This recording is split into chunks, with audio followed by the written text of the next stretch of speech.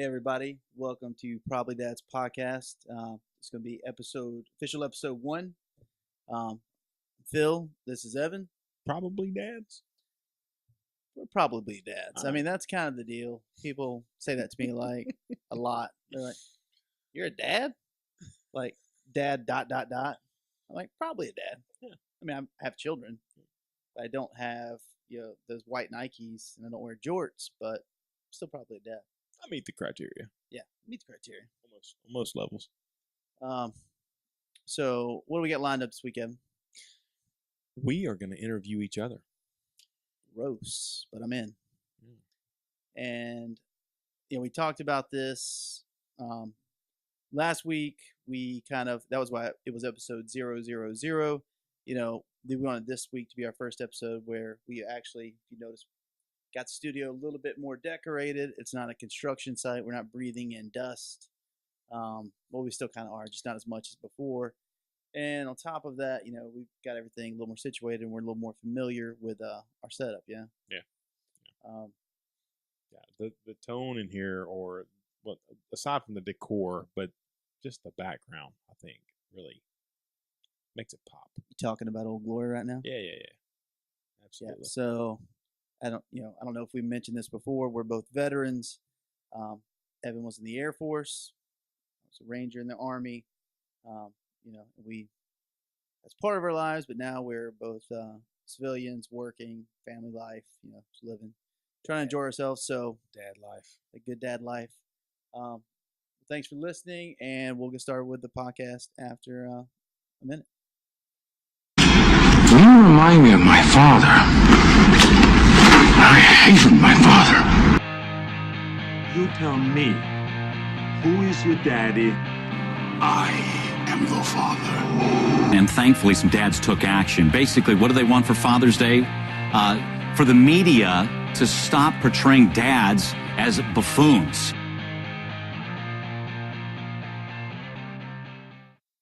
All right, so we're back.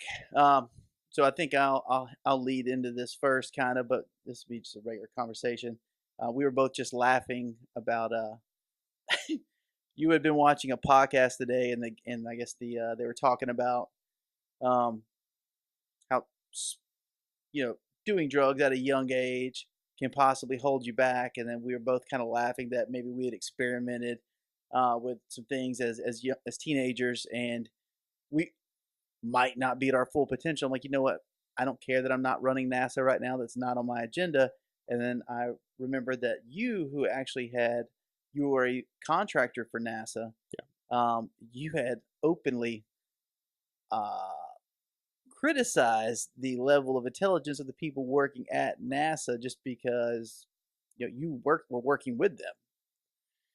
Yeah, I'll say this. So not everybody at NASA. I'm not going to criticize everybody at NASA. They did get us to the moon, allegedly. They did eventually. Allegedly. But I'll tell you this. So we had a pretty significant scope for NASA, my previous job.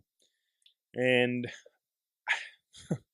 so I had all these expectations of what it was going to be like to work on a NASA facility and inside and see the inner workings of the pieces and the assembly facility. You're expecting like white lab coats and nerds, right? Yeah, exactly. Yeah. And when I got there, I was surprised to see that most of the engineering was farmed out to companies like Jacobs or outside engineering firms. Yeah. And the actual people that work for NASA are just government employees. They're just people that are there very similar to the military.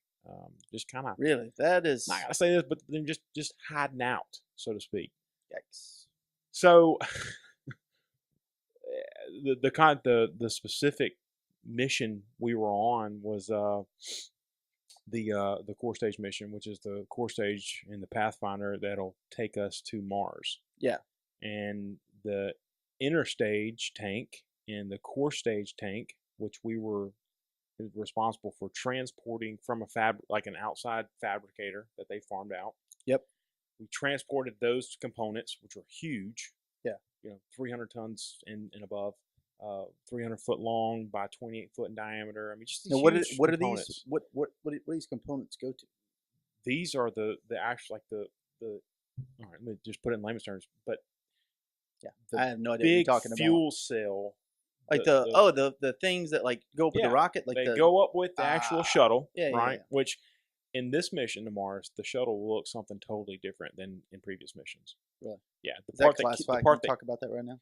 So I never really saw it, but it was relayed to me that Oh, they just told you like, yeah, it's not gonna so look like the when you look at the old missions into space. Yeah. I don't know if whether they're on the moon or whatever, but the missions going to the space station, all that good stuff. Those you see the the two solid rocket boosters on side of this big fuel cell, and then you got a spaceship glued on top, sandwiched, I guess. Yeah. So can you hear me right? Yeah. Talking to that? Okay, good. There we go. So the classic missions you see going outer space are you see the solid rocket boosters, which is the SRBs, and then you have the inner stage or the core stage, which is the big gray tank. It's the big one. Big one. That's one that big holds one all in the middle, fuel. right? Yeah, that's one that holds all the fuel. That makes more Yeah. sense. So you So have the two fuel. booster Yep. rockets, and then you have that big fat one in the Yeah. middle. That's the fuel cell. That's the big fuel cell. That's what gets you to the outer atmosphere. Gotcha.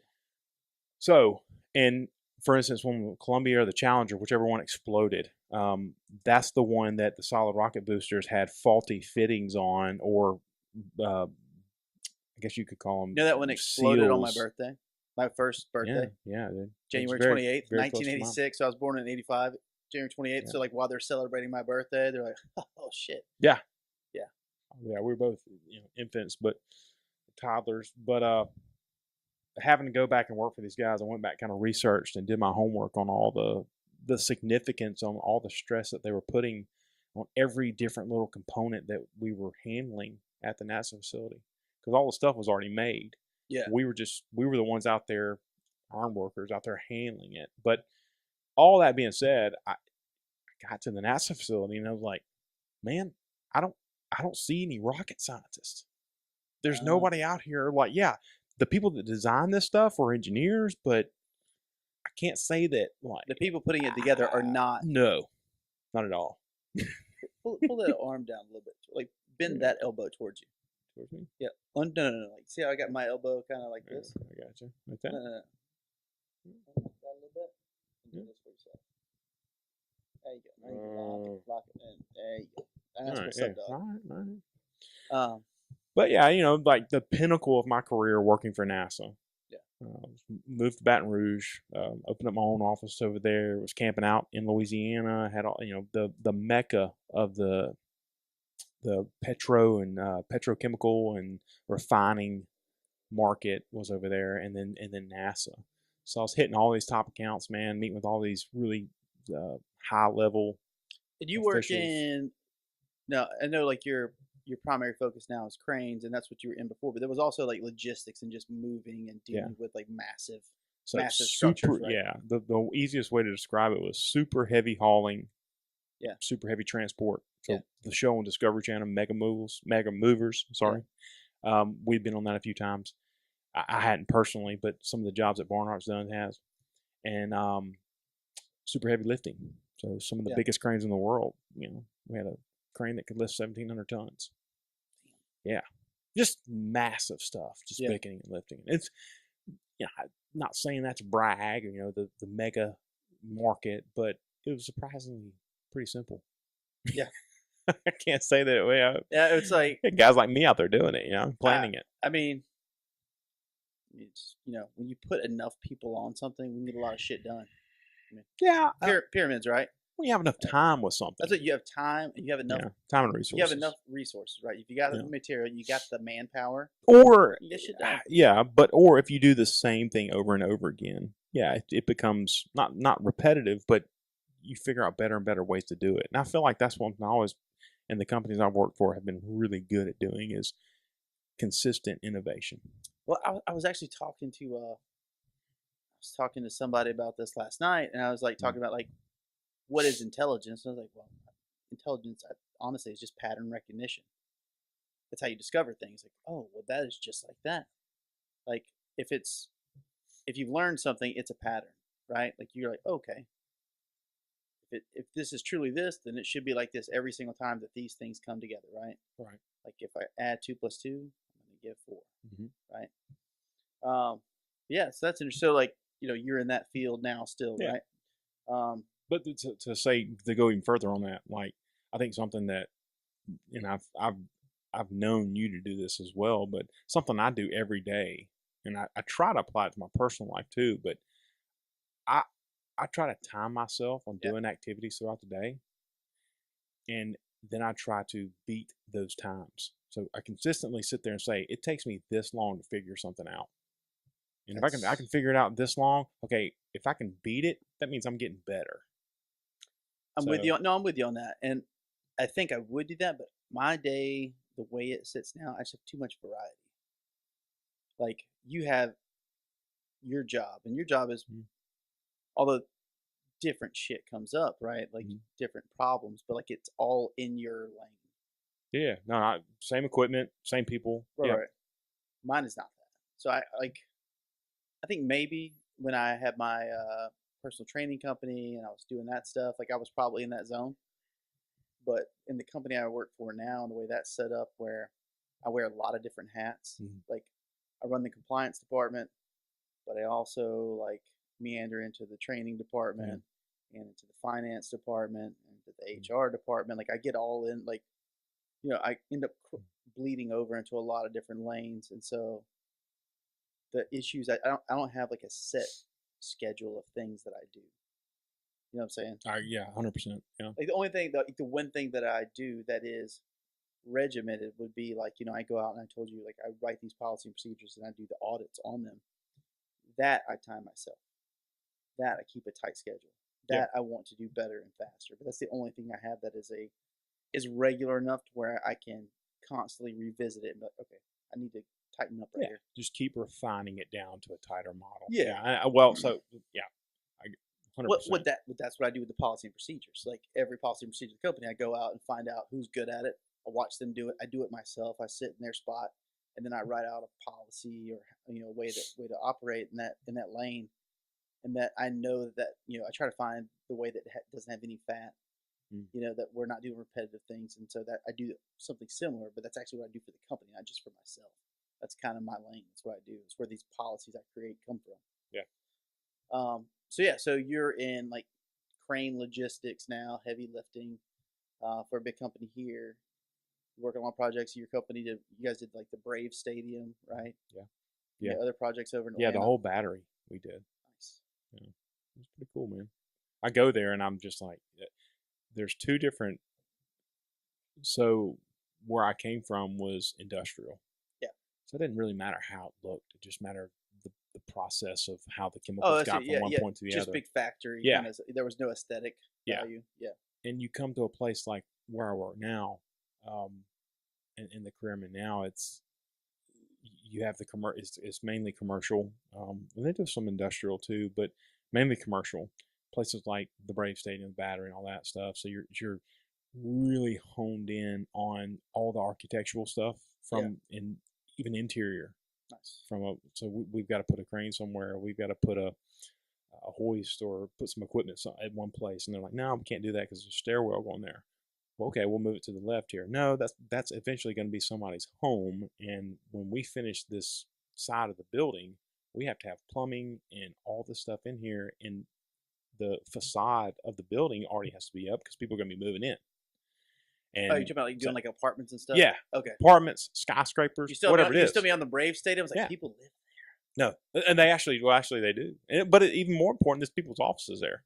Yeah. Okay. And so they're like wanting to move in as soon as possible. Right. And they're wanting to start charging rent on this stuff as soon as possible. The owners are. Yeah.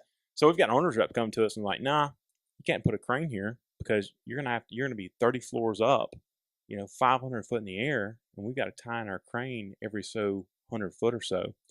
Maybe it's not 100 foot, but it's 100 to 120 if foot. If OSHA's listening, he is following the OSHA guidelines to the T. But they're like, no, you can't tie in your crane here because we got a tenant that wants to move in. So we have to change our location, our whole climb schedule, everything to get to the 500 foot mark in the air with this crane. Yeah. And you're like, dude, hey, I know you want people to move in, but how much money you want to spend to move the foundation and everything from what we've already designed? Yes. And they're like, move it. I don't care. I got somebody that's paying $2 million for a penthouse in a skyscraper, or I'll say a skyscraper in a high rise in Atlanta. Those are good customers to have. Like, They I are. don't care. Yeah, they are. Now, that's Don't care. and that's why Make it happen. That's Yeah. why. That's why. That's dope, man. Yeah. Yeah. So, let's talk about how you even got into your field. Now we'll touch on some younger stuff, but like, so you're here now, which is I guess you're at mid level in your career. I guess you would say. Yeah. With the crane and the logistics and that kind of stuff, heavy lifting. But how did you get into that? Let's. So I know. So you went in the military, and in Yeah. the military, what was your job in the military? Civil engineering, and I say civil engineering. It was basically pavements and equipment. Yeah. Is what it was called. But it was in the civil engineering career field. So civil engineering was lumped together with all your electricians, all your guys who did the vertical structures, which were like carpenters and stuff like that, and you had other guys that did like the horizontal stuff, which was the pavements and dirt work and heavy equipment and all that good stuff. And that's what I did. Right on. Yeah. And our main mission was to rebuild or build an airfield in case we ever got attacked or bombed or anything. Yeah, yeah. So like you guys, like I know when I was overseas, like Bagram Airfield, like that kind of work. Like you guys build that stuff out, right? Yeah. Us and the Seabees. Yeah, yeah. So the Navy, the Navy Seabees and Air Force. What is it, Red Horse? Red Horse, yeah. Yeah. So that's like you're going to a high intense environment, Yeah, enemy. You're area. basically the first person in there to put in infrastructure in a very hostile environment. Yeah. And Hazardous fire. Yeah, That's what that's the DD 214 term I was looking for. Yeah. Yeah.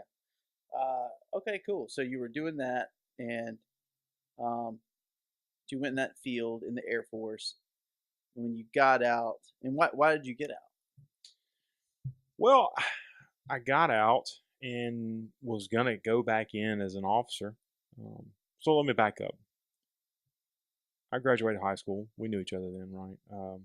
I didn't know what I wanted to do, and I think we talked about this a little bit in our intro. But for whatever reason, man, I was really leaning on my dad for guidance, and ended up going to the military.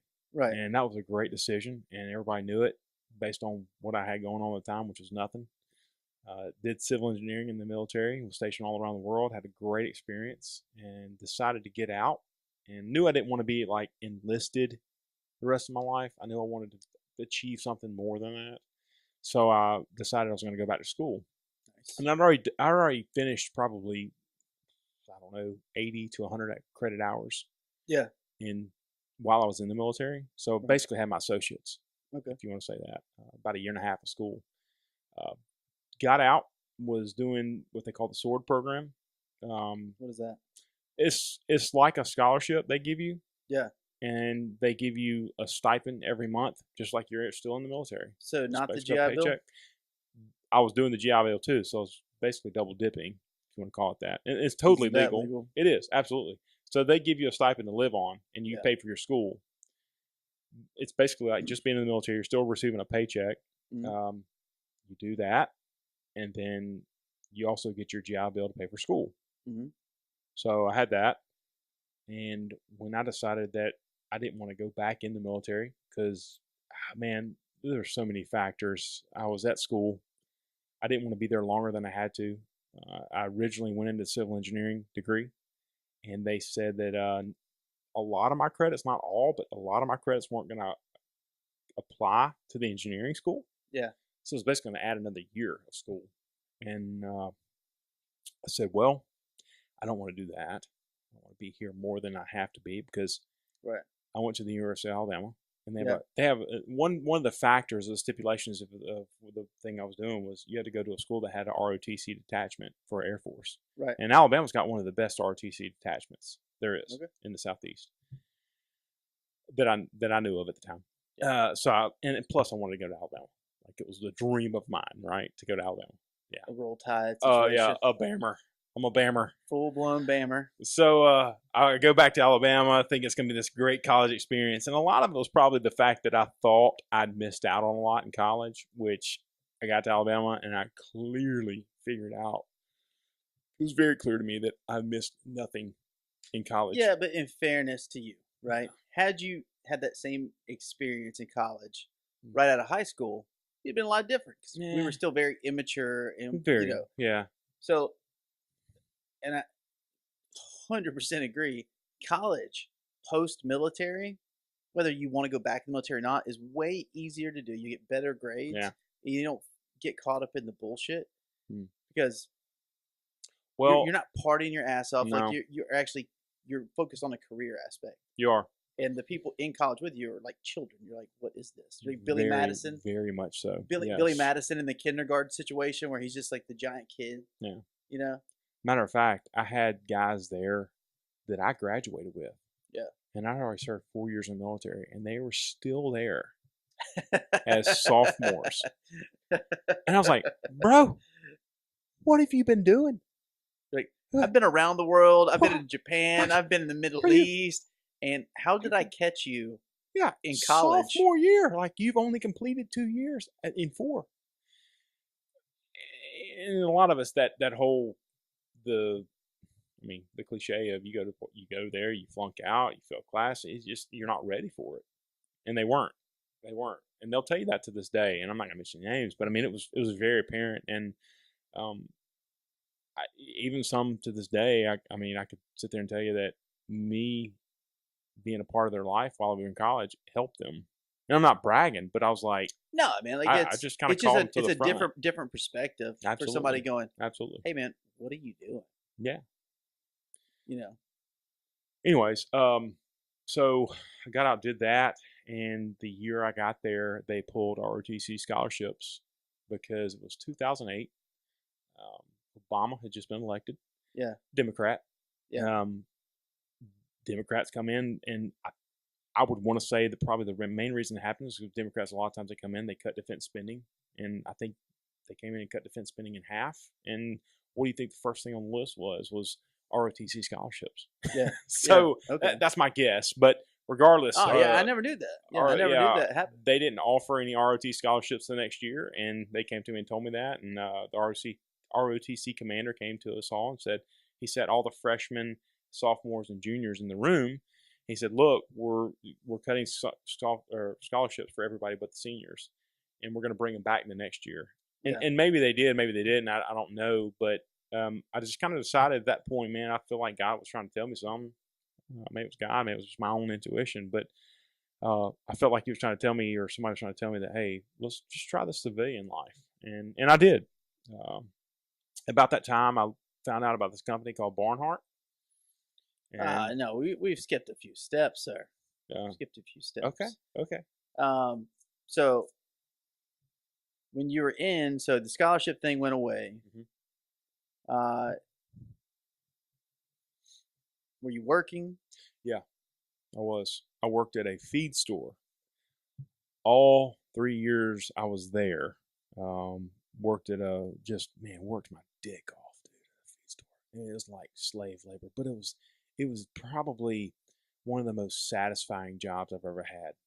Just dealing with and I don't mean this in any way demeaning or anything like that, but just the people that come in a feed store in Tuscaloosa, Alabama. Yeah, in Tuscaloosa, Alabama. Northport, Alabama, are just some of the most. And let's just lay out Tuscaloosa for people that have never been there. So people see the glitz and glamour of Alabama on college football game day when they come there and they see Frat Row and they see the big stadium.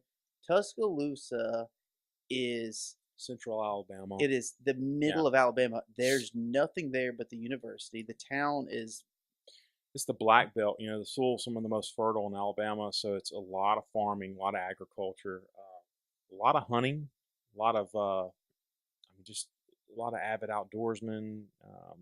They call South Louisiana a sportsman's paradise. I would say probably Central Alabama and even up into Tennessee is some of the best hunting and fishing you can do as well. So bass fishing's huge. But regardless, that's the type of people. It was real salt to the earth people. Yeah, I'm not gonna say simple, but just a simple lifestyle. A simple lifestyle. Yeah, no, a lot of cattle farmers. You could be a rocket scientist, but if you chose that simple lifestyle, absolutely, absolutely. And as a matter of fact, I do know one rocket scientist who is very similar, and he's from Montgomery, Alabama.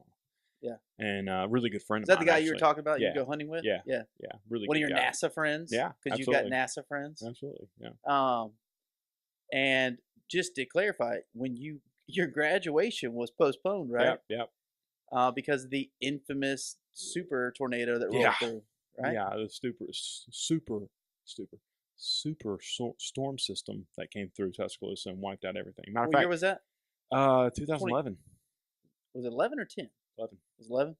May of 11. Yeah, because I started my career at Barnhart. Oh, that's right. Because August it 11th. was you wrapped up right before I started law school. Yeah. That's right. And so when you got out of college and you got military experience, you got a degree from one of the most Man. prestigious Yeah. public universities in the country, right? Yep. What now? What was that experience like with that kind of background? And what'd you major in? Business. Yeah, you majored Business in management. business. Yeah. All right. So what was that job hunting like?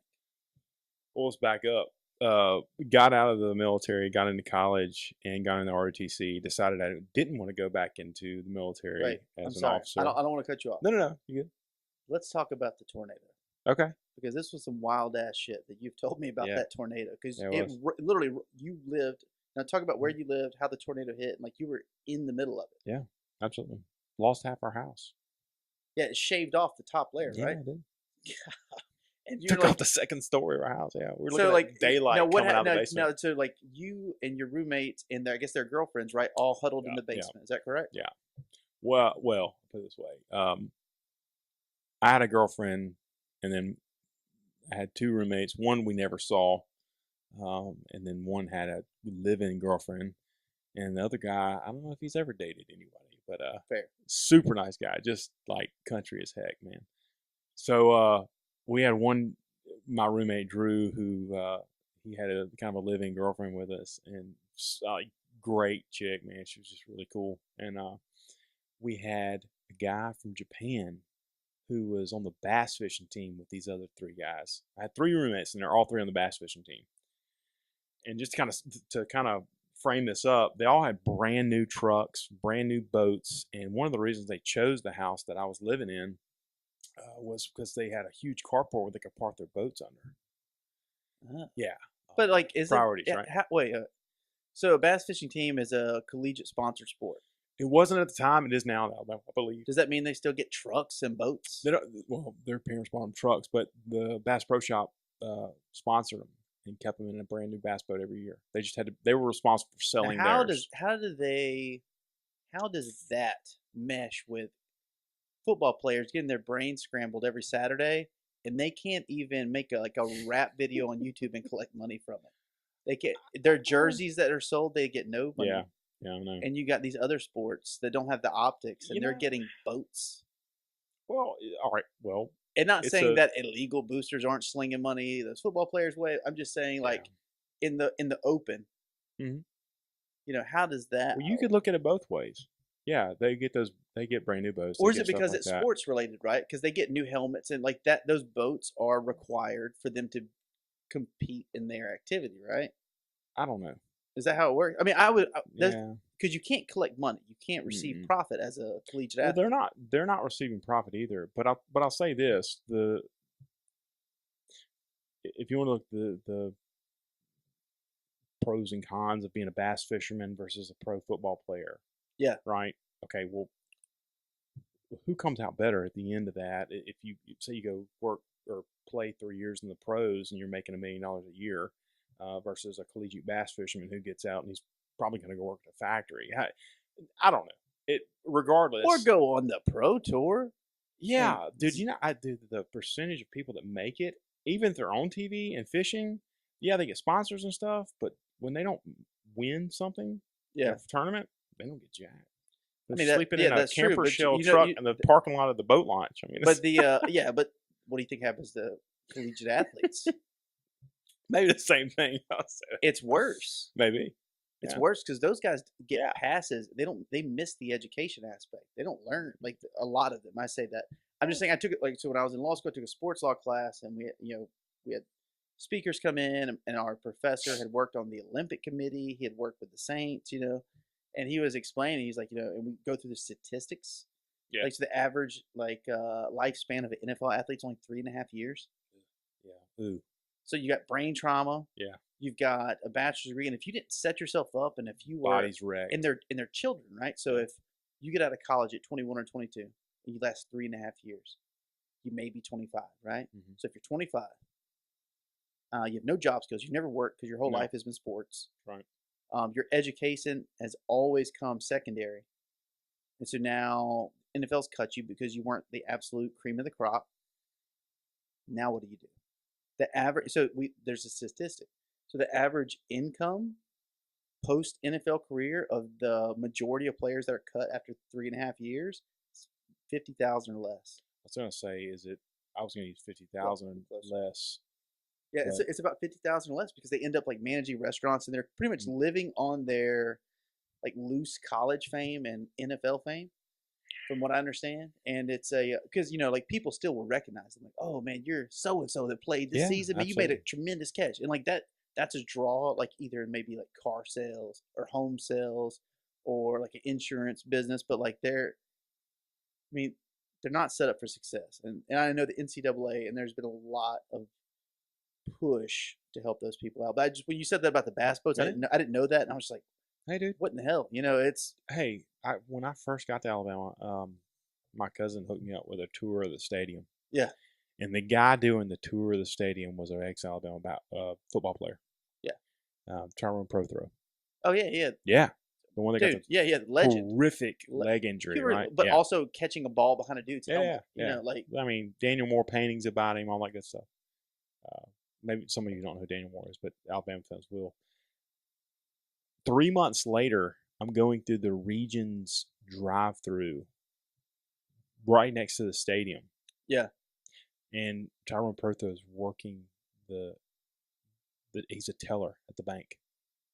Yeah, man. I mean, like that's not knocking anything like that. That's not knocking tellers or Tyrone Prothro. Absolutely. But like you think about the stuff that when you think about somebody on that grand stage. Yeah. When somebody had the entire nation's eyeballs on.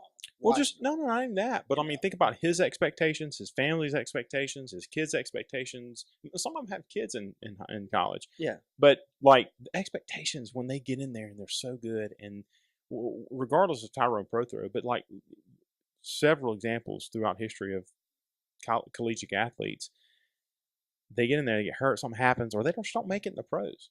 Yeah. And they go down to that. Dude, that is, that will mess with you mentally. Yeah, it's got to be tough. I mean, like you look at Eric Anders, right? Yeah. National champion, played for Bama, linebacker, and now he's in the UFC. He's an MMA star, but before he did that, he? Yeah, dude, he's a stud. Stud. Yeah, stud. He but before he did that though, he lives in Birmingham, right? And before he did that, he was a janitor. He just missed athletics. And he was obviously a very gifted athlete. It could transition into professional mixed martial arts after a couple of years of training. But I guess they have a good mixed martial arts gym here with a couple of UFC people. But and he was able to make that transition. But yeah, I mean, like he talked about it in this interview I was watching, and he was like, yeah, I mean, I was pushing a broom before I got into MMA. It just wasn't set up. Well, that's what, yeah. So education or not, I'll say this: most athletes have some type of discipline ingrained in them, but also a mental toughness. Yeah, where they can, and man, to be completely honest with you, I mean, you look at most of these guys and you look at what background they came from, and a lot of them came from nothing. Yeah. So for them to go back to nothing isn't that big of a deal. And it's like, hey, I'll get back there. Well, and speaking of getting back, I know I went down a rabbit hole with the athletes thing. I was just like lost when you told me that they had brand new boats and trucks. Yeah. All right. It took me for a loop. So the tornado's coming. Yeah.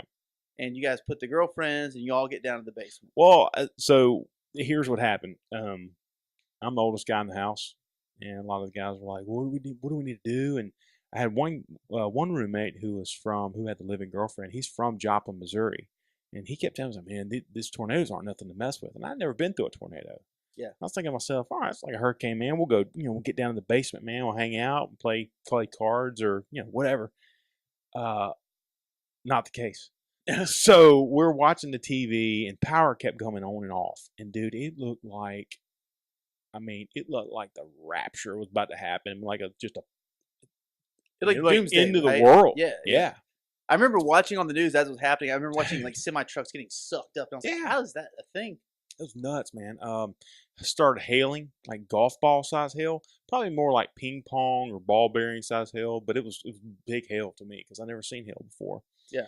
And I had 2 dogs at the time, Chickadee and Lucky. Yeah. And I was doing a lot of bird hunting and stuff. And usually when it got bad weather, those dogs were right there at the porch, man. Yeah. And I had a backyard with a big fence and everything. Get out there, and these dogs are clear across the yard, and it's raining this hail, man. I remember running across the yard trying to get these dogs because I was standing on the porch Were yelling they at them. scared to run across the Yeah, yard? they were scared of it. They were hiding underneath the tree over there. Yeah, they got like isolated. A little dog or little bitty tree that we had over in the corner of our yard. And they were just like huddled up over there, like looking at me on the porch, and I'm yelling over here, "Get over here now! Now!" Like, fuck you, there's golf balls Yeah. raining from the sky, asshole. So I Like, run yeah. out, man. These things are pegging me, and I grab both my dogs on my arm, running back, and we get back in the house, and I look at the TV, and every time the power would come back on, the TV would come on, and I see we had on the news channel, and they had the trajectory lines of the tornado, and it was headed right towards the stadium. Yeah. And we lived about 2 miles away from the stadium. Yeah. And the power went off, on and off, on and off. And the last time the power came back on, I remember looking at the TV, and the trajectory line had changed, and it was pointed right over our neighborhood. I mean, literally right over our neighborhood. I remember seeing it come over Stillman College or right next to it, and it was headed right to us. And I looked at my room, and I was like, "Oh crap! Yeah. Oh no!" Yeah. You know. So I knew it was kind of serious then. And he said, "Get down to the basement, grab the couch cushions, grab a mattress, let's go." So we all ran down there and got backed into a corner. And we're just kind of huddled up. And I never forget this, that the thing coming over us, I never forget the sound. And a lot of people compare it to a freight train, but I was in the military. So I'm going to compare it. I was basically, our barracks were right next to an airfield. Yeah. I'm going to compare it to a tank and a fighter jet coming over you at the same time. So you can hear the tracks and Just that crunching, just that kind of grinding. Yes. Yeah. And then the freaking fighter jet just coming The in. howl. Yeah. That fast. Yeah. So the slowness of a tank and then the quickness of the fighter jet. The grind and Yes. the howl. Yeah, just mixed. So the first thing you start hearing is just kind of the chipping away of the roof and wood cracking and all that. And you hear glass breaking and all that. Then you start hearing like trees cracking. Just poof, poof. I mean, it sounds like when a tree breaks in half, it explodes, right? There's so much tension, and poof. You hear that hit, and you can hear them hitting the house, and it's just all kinds of those weird sounds still stand out to me. So who else in the basement at this point? So I had me, my 2 roommates, Yeah, and one girlfriend of the roommate, and then I had a guy from Japan who was on campus. And when we were seeing the trajectory line coming towards the campus, he was in the dorms. We kept calling, "Hey man," his name was Yoshi. He's from Japan, and we kept, "Get over here, get in our basement, man. You'll be safe here." And then damn tornado hits us. Yeah, like come right in the line of the tornado. We were backed in the corner of this basement with a mattress over us and stuff. And I never forget this. The floor started flooding. I started feeling water. I was like, "Whoa, it's flooding." I was like, "Man, it's rain." I was like, "Wait a minute. There's no rain. It was hail. Yeah. I never rained." Yeah. So I started thinking, I was like, okay, well, maybe the pipes. Yeah, okay, the pipes busted. Let me just rip the pipes out or something. I was looking up in the basement, was there hunched in this corner? There's no pipes in the basement. Like, what the heck? Well, I couldn't figure it out. So I just ignored it, and we were just so. The floor was wet. Yeah, the floor was wet. Yeah. So what the heck? We got up after it was all over with. After it was an experience, man. Like you never. It was the second scariest experience, other than being mortared in Iraq. Just that feeling that you have no control of what's going to happen. Yeah. Right. Shit's coming down on you, and there's nothing you can do. Yeah. Yeah.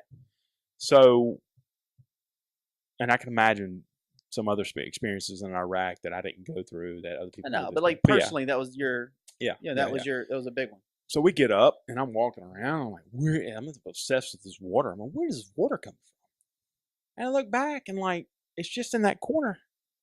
Well, the girlfriend had kind of like, she was hyperventilating and everything else, and she had like pissed herself.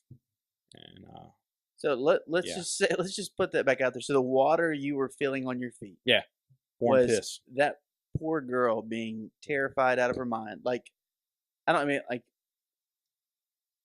I've never seen it happen to a human, but I've seen it happen to animals. Like when a dog gets absolutely terrified back to the corner, it'll piss all over itself. So she had pissed all over herself. She thought that was a wrap, huh? Yep. Yeah. Because you guys, when you say it, like, I think you had told me once, like, did it suck the outlet? Like the pressure changed? It did some weird stuff in the house? So studied a lot on tornadoes after that. And I say studied a lot. I studied the things that I saw. Yeah, like you're like, this happened to me. Why did this happen? Yeah, so the pressure changes so dramatically. And in a lot of houses, you think that the tornado coming through is just ripping houses apart and stuff like that. It's actually not. You get a lot of straight line winds around the tornado, but in the direct path of the tornado, a lot of the houses explode because of that pressure. It basically, the pressure drops so hard, it I see what you're pushes saying. So, out so on the walls. So a house, as it sits in like That's why they say open your windows. A static position, has an internal pressure matching the external pressure. Yep. And when that instantaneous void of low pressure comes over it from the funnel, it just the pressure inside the house causes the house to go. That's exactly right. Got it. So look, that's my saying. But so our house, we could be butchering that because neither one of us are weather people, but I like it. That sounds good to me. So I looked at a lot. I mean, I went around the house and we were just kind of like shell shocked or whatever. And I started looking at everything. I noticed all the light sockets were like sucked in, And our house was well built. It was built back in the 50s, I guess, 50s or 60s, right after another major hurricane. That's the reason we had a basement, and a lot of the reason that, or the reason a lot of the other houses in the area had basements was because another major hurricane came, or tornado. Sorry, I don't mean to get those two mixed up, but a major tornado came through. We grew up on the coast where hurricanes were our thing. Yeah. So another major tornado came right through Tuscaloosa and decimated it, similar to the one that came through at that time. Yeah. And our house was rebuilt after a tornado with a basement, and so were several others. Yeah. In that same area. So all that aside, I have nothing left to my name. My 3 roommates had brand new Z71 sitting in the driveway, boats. All but one was totaled, but their trucks, everything was fine. And then I have a used Ford F-150 that I had had since high school that my parents bought me. Used F-150, probably worth $3,000 or $4,000, and had liability insurance. Tree fell on it. Yeah. Totally. I forgot that. Yeah. I forgot that. Yeah. So I was out a truck. Damn. And I was like, why couldn't it have hit one of theirs that were fully covered? That would have been replaced immediately. Because you've been masturbating. Yeah, Jesus. Exactly. Yeah. Probably. Yeah, maybe. Probably. Yeah. God was. I'm just saying, like, I mean, karma. It happened. But anyways, FEMA helped me out a little bit. Ended up getting a new vehicle. Man, just all sorts of things at that point in my life. But so that was Alabama.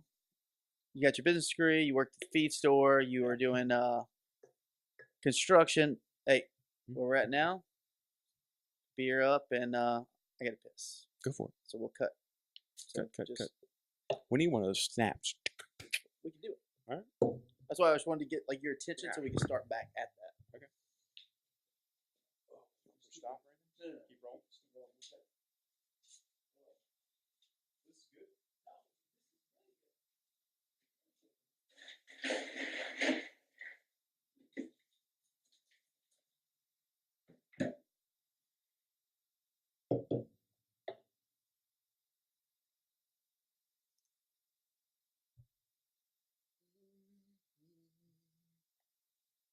This is good.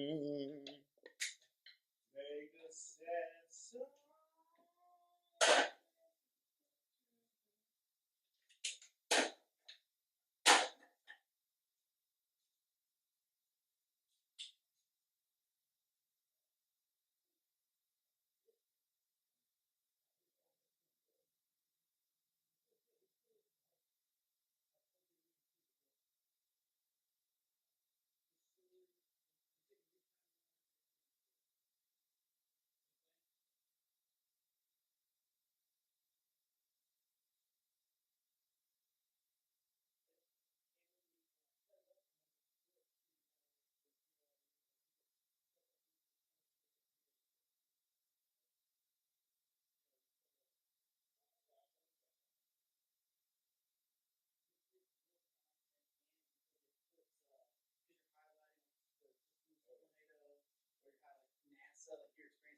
So, you know.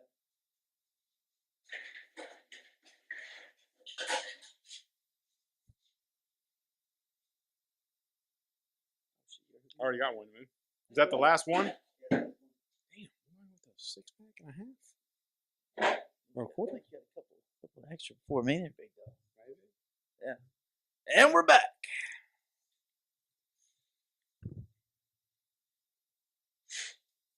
So, jumping back in, Evan. We are freshly bearded and also relieved. Yeah. So we were leaving Alabama. Got your business degree. Survived the tornado. Post military, post Air Force, right? Yeah. And you are.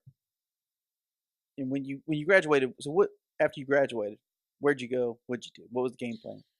Well, And you had said you were down for the civilian thing. You weren't. You were no longer focusing on going back in the military as an officer. That's right. But because of the way the effort, I don't even want to get into that. But basically, just decided that I wanted to try the civilian life. Yeah, for sure. Kind of seeing the military and what that career and what the longevity was there, and I said, hey, I think I want to steer the other way. So I did. And in 2011, the economy was in an all-time low. I mean, it was in the economy tanked in 2008, and it still hadn't bounced back really in 2011. Yeah. Oh, no. Well, I think a lot of people, especially in my industry, or the industry I was trying to get into, was starting to really feel the hard hits of that. Because in 2008, 2009, it's like the economy almost like the switch flipped. Yeah. Went from really good in the early 2000s, 2001 to 2005, roughly. And I think you started seeing signs of it in 6 and 7. Yeah. And then it really hit in 8. Right. So in my industry, the industry I was trying to get in at the time, and that I eventually ended up in, was the industrial side, the petrochemical refining, all that stuff. Yeah. And a lot of those projects that they do, a lot of the stuff that they do, the capital projects, so to speak, a lot of that money's already set aside for those projects. Right. And the planning's been in stages for 2 or 3 years even. Yeah. So that work's already planned. So there's like a lag. So, very much so. The economy tanks in 2008, but the lag time. Absolutely. Lag time to where it actually hit that industry you were trying to go into was much later. So much later. So 2011. Yeah. So it just kind of they're not hiring anybody. So you're out of school. All these projects. You got a degree from from a great university. You get the military experience. You get your shit together, but it's just not there. The jobs aren't there. The market's horrible. So I'm looking back at this military career that I could have. Shit. I'm like, ooh, that was pretty good. Yeah. Well, regardless, I stuck with it. I got an internship really just got kind of an entry level position with the company I started out with. And always knew,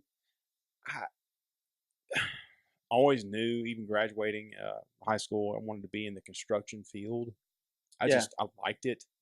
And I always kind of told myself that I would start out somewhere and I would eventually become a project manager. And that just stuck with me. I wanted to be a project manager. Right. So all that, and I ended up getting out and got on with that company. Started out at the lowest tier possible. Yeah. Travel a lot, and just so happened that they were doing a lot of nuke work at the time. Yeah. 2011, 2012, the power sector, power plants and nuke plants, and I say coal-fired plants and nuke plants were doing a lot of work to meet regulation, because they were putting the Obama era put a lot of regulation on them, which required them to spend a lot of money to retrofit their plants. Yeah. So I did a lot of that, and we started doing a lot of nuke work. And the guy came up to me and said, "You were in the military?" I said, "Yeah." He said, "You think you could be a project manager for our night shift up in Wisconsin? Point Beach, Wisconsin nuke plant?" I said, "Yeah, I think I could." Yeah. So send me to Wisconsin. Yeah. I hear it's beachy there. No. Is that name a little deceptive? Yeah, very deceptive. Yeah. Was it not? Was it even on the water? Yeah, it's on the Great Lakes. That's where they get their feed water to cool the reactor. Ah, that's right. That's right. So you're the nuke guy in Wisconsin. Yeah, doing it up. that's right. And if I remember correctly, you were the nuke guy for that program for a little while. Very long while. Yeah, stayed in it for 3 years. Yeah, and then you moved out to branch manager, I guess. No, I told them, after I finished my third nuke job, I was like, ugh. It's like once you get to a nuke project and they flip the switch off on the nuke plant, and you start working on it, you're there. You don't leave. Yeah. And you're living in a job trailer for the next 6 months. So on the nuke plant, when they flip, is it like a shutdown to where Yeah. in a shutdown at like a big industrial facility, that's where you pretty much all the big machinery that makes that thing a factory. They shut it down. You refab and do all the stuff you got to do to it. But with a nuke plant, I know you're probably doing the same thing. But what about like the plutonium and the uranium? Or how's that work? I don't know if that's actually what they use in the nuke plant. But Yeah, no, they do. Yeah. yeah. So they use the rods of that to fuel rods. fuel rods to Yeah. superheat the water to turn the turbines to make the power. Right. So what are you guys changing out there? Well, it depends. Sometimes it's the turbine Yeah. that actually turns and makes the power and generates the power. Do you mess with the nuclear stuff, like the fuel rods? Sometimes you do, yeah. Sometimes you change the transport 'em? actual. Sometimes you change the actual head. No, they have companies that do that, and that's all. Nuke company is. That's nothing really specialized, other than it's just hazard material after it comes out of the. So it's not super like it's just not radioactive. There's like hazmat suit. Yeah. Fucking. It's basically like transporting the stuff you X-ray people with. Really? Yeah. By the time I say that, I've never transported it, I've never been involved, but yeah, by the time they put it over the road, they mark it radioactive. They transport it out to a mountain out in Nevada somewhere. Oh yeah, with the we're put it in a saving it up mausoleum. for our great grandkids. Yes, that's right. Hey, you guys can find That's this not- later. We're and that's- burying a That's present. the problem with nuke Yeah. power, man. It's the carbon footprint it doesn't just Can we- disappear. I just wonder if we could throw it in the sun, like in the Superman, I think number 3, where he threw all the nukes in the sun. Like I don't know that will. It's on fire anyways. I think that's the redneck in me. Think about it, right? So like, well- what did we do in South Alabama when you got garbage? Burn it. You got some So- black tires. You're not cool with burning a hole in the atmosphere. Burn it up. Yeah. So let's burn the nukes, right? Just throw them in the sun. One of the projects I was over, or one of the projects I managed when I was at a nuke plant in Vicksburg, Mississippi, Grand Gulf Nuclear, they actually built their own mausoleum there to house all these radioactive components that we were taking mausoleum, out. not like the ones in New Orleans where you put the dead bodies above the ground. This is the coffin for the nuclear parts. Yeah, but it's all above ground. So mausoleum, I mean, that's the So same there's concept. a facility in Mississippi just holding a bunch of potential nuclear. It's on the nuclear site there. Like radioactive waste. Mhm. Perfect. So it's near the Mississippi River, so it could all get transported real easily if a mega flood or something awful happened. Yeah, the elevation change between where the nuke plant and the Mississippi River was. It'd have to be. I can't say it never happened, but it would have to be significant. Have you read the Bible, sir? Well, yeah, I got you. Yeah. Noah may have something to say about that. You're right. Yeah, I have actually read that. I've read about Noah. Yeah, he may have a little something to say about your Mississippi and the elevation change All right, theory. whatever. But so there's a mausoleum on site. Yeah. And we were taking these components, they have, man, I could get into this. I'm kind of nerd when it comes to this because I worked in it so long. But yeah, all the stuff where the raw water that comes in from the river or wherever the local water source is, there has to be. Most of the plants are built on a river or a lake, like the Great Lakes, but a significant water source because they draw that water in as their cooling water. Yeah. That's what makes the steam. That's what Yeah, and they have to cool the equipment with it. Like, I do know that. Like, being so I focused in environmental law in law school. So, and my undergrad was in geology, so like I have a science background. Yeah. So I understand, like, with those reactors and those chemical plants, like you can't just pump that water in. Yeah. Like you put those plants on the river for a reason. Mm-hmm. Yeah, absolutely. Because if you were pumping water in from say 100 miles away, and something were to happen to it within 100 miles, you have no water.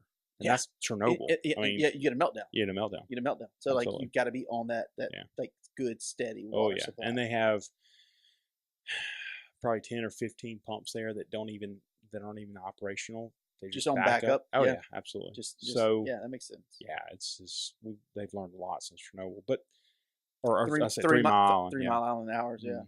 But anyways, so I stayed there for a while and was over that and over a scope of that at least, several scopes.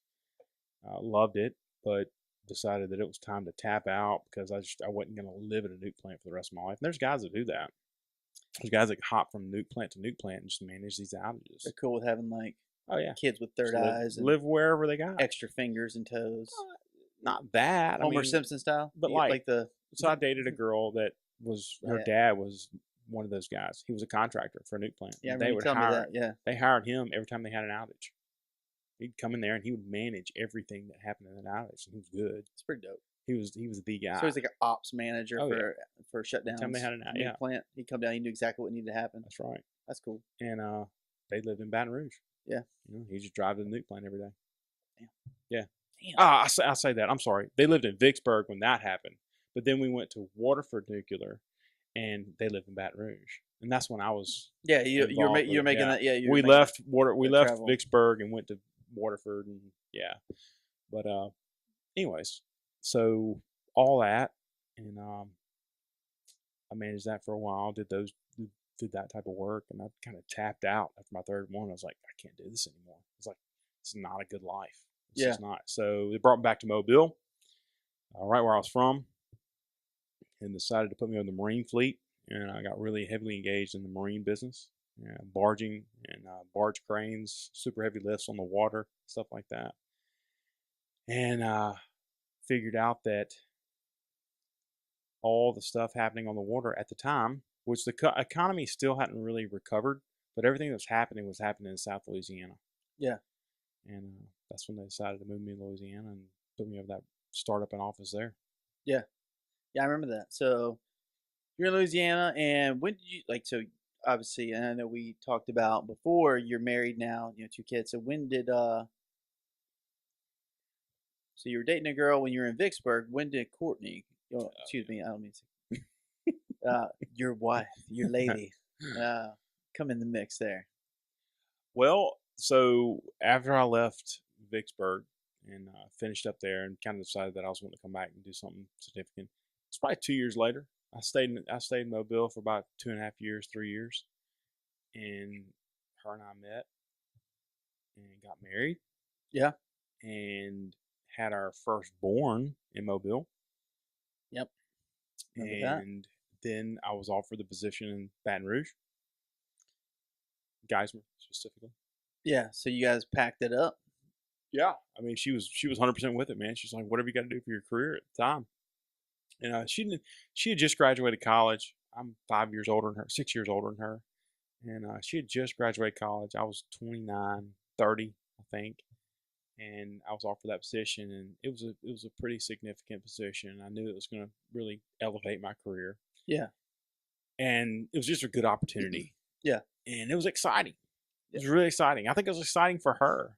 And she knew she always wanted to leave Mobile and kind of venture out. And she's never been the type of person that was just really comfortable and kind of just hanging out and being stagnant in Mobile, like most people are.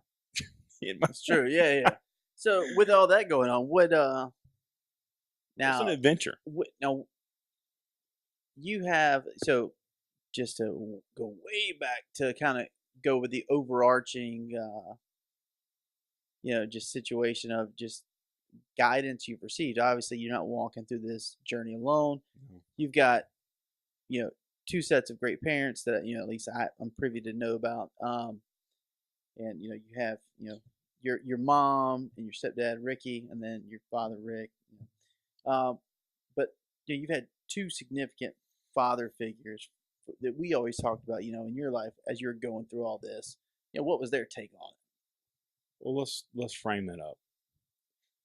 So, probably the first person to find out about it was my mom. Yeah.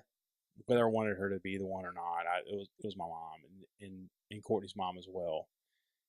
And nothing. I don't mean to sound like a sexist or anything, but nothing against women. But the first thought in their mind is emotion, right? And that was it was Well, an emotion. they're more emotionally competent than we are. Absolutely, Like absolutely. they are. Like it's you can call it a negative or positive, but they have more emotional maturity about, or they're more emotionally in tune with the situation. Whereas I've been insensitive to the emotions of a situation. You probably have Yeah. too. And you're like, wait, why are you mad? Yeah. Oh shit. Yeah, you're right. That is kind of okay.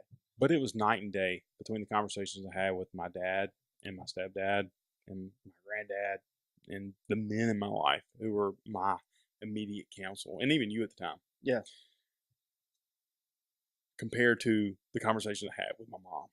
Right. Oh, I'm not going to be able to see my grandkids. And Yeah. I'm like, well, And we're talking about all the right. move, right? Yeah, Getting out of Mobile, absolutely. getting away from Like, them again. I've been offered this position and offered this title and offered this opportunity.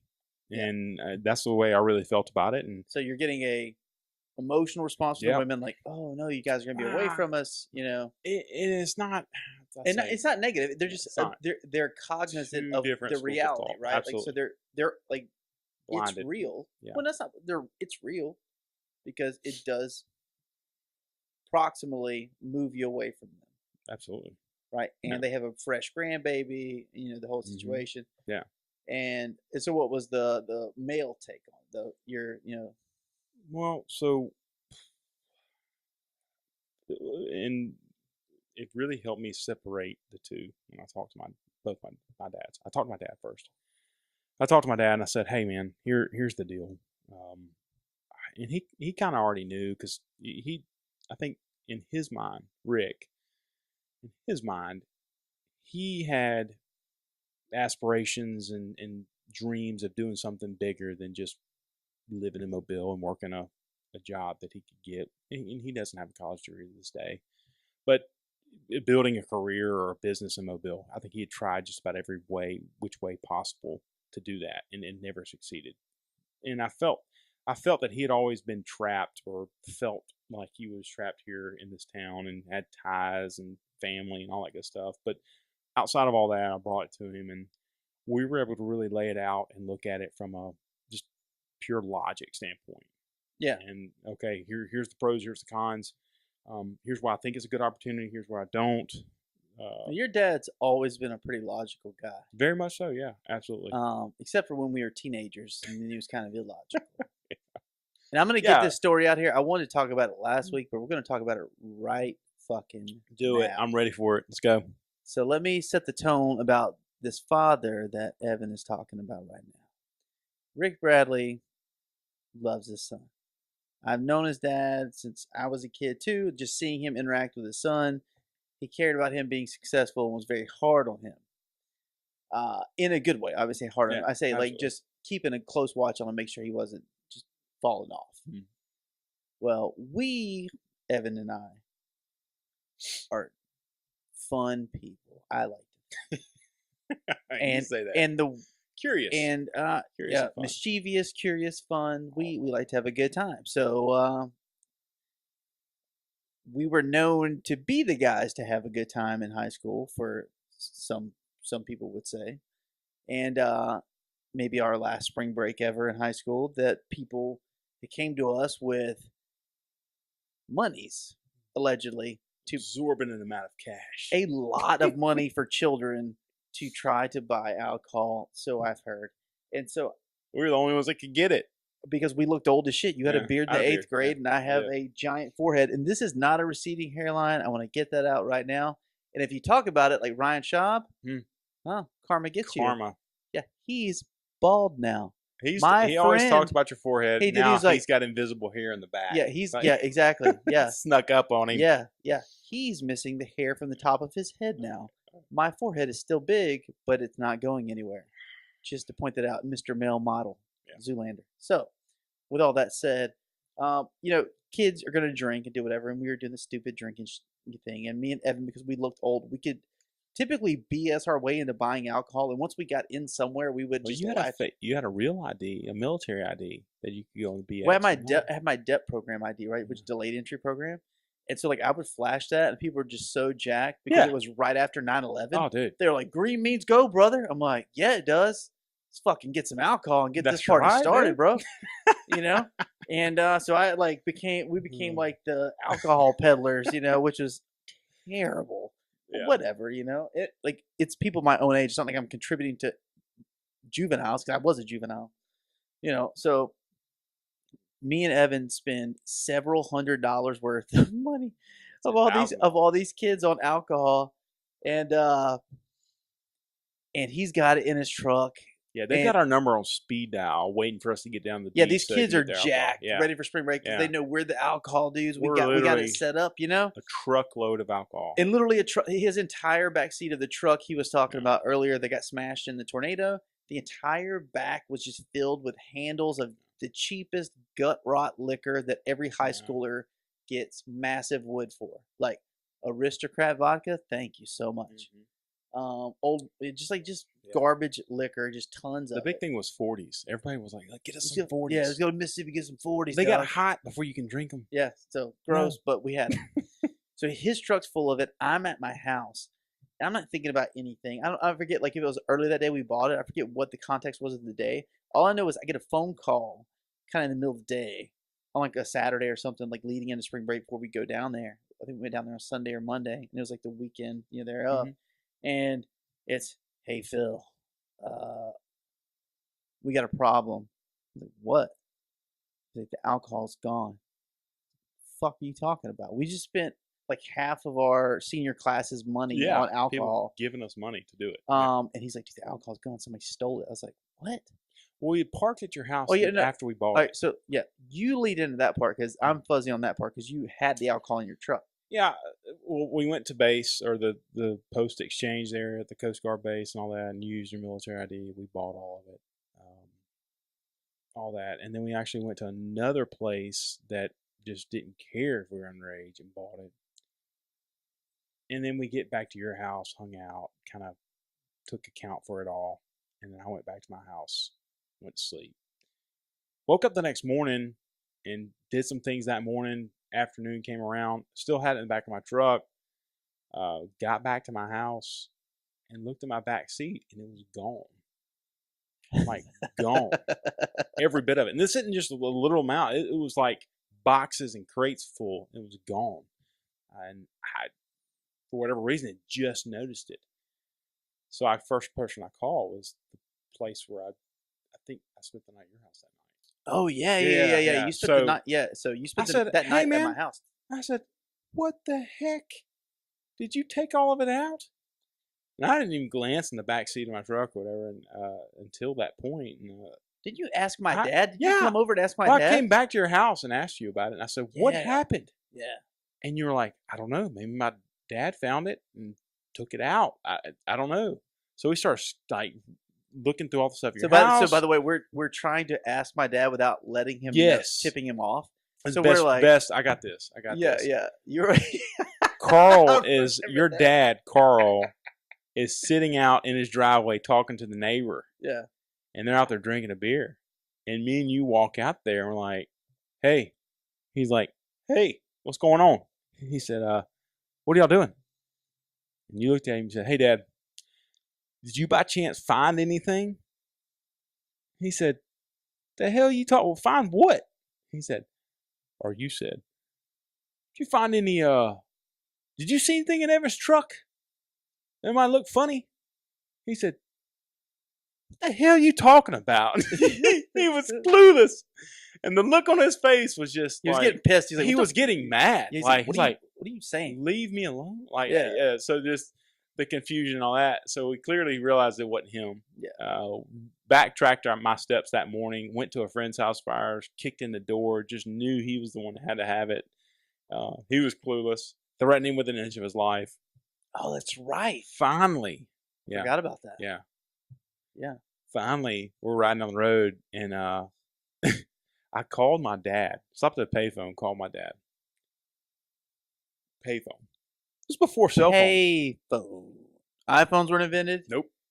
Had Motorola Razors weren't invented. No. You had the Nokia bricks back then. Yep. Just not the big ones, but like the little purple ones. I had the prepaid one. Did you? Couldn't text on it. Yeah. I'd like load minutes up on it. I called my dad from a payphone because I was supposed to be over there that weekend helping some stuff, and he said, "Hey, what's going on?" I said, "Nah, I was just gonna see if we're still on for tomorrow." And he said, "Yeah, we're still on." He said, "Matter of fact, I want you to come over to the house. I got something to show you." I said, "Okay, well, what is it?" He said, "Are you missing anything?" Dun dun dun. Bum, It bum, was. bum. It was. I knew at that point. I was like, "How in the heck?"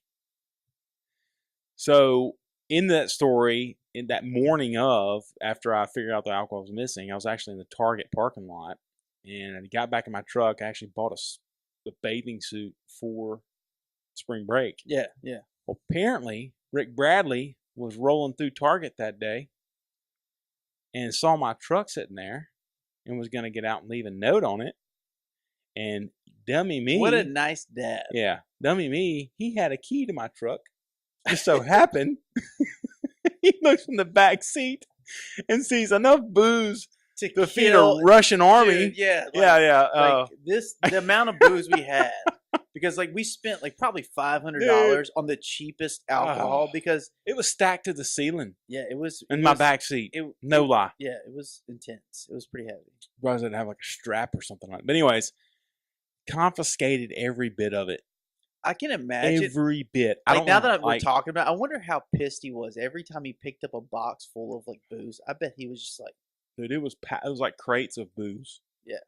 And some were like boxes of just Jack Daniels or Jim Beam or Evan Williams, just boxes. Like we just bought as much quantity bulk liquor as we could get. Yeah.